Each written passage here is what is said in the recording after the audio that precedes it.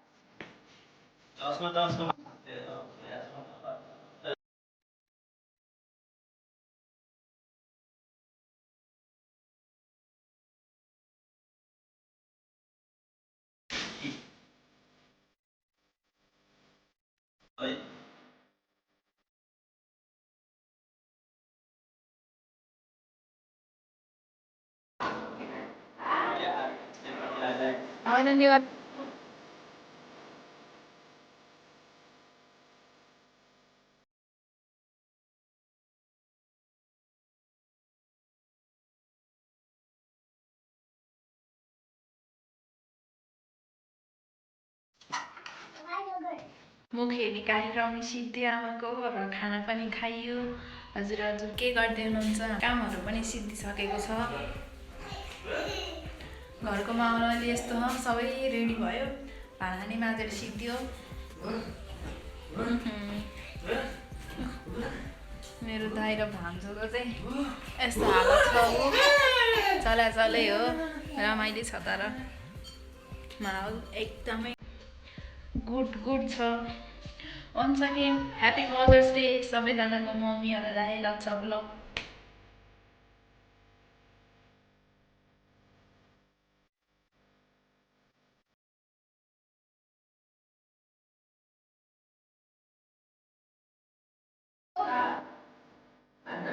हेर त हरे कृष्ण हरे कृष्ण भन हरे कृष्ण हात जोडेर भन।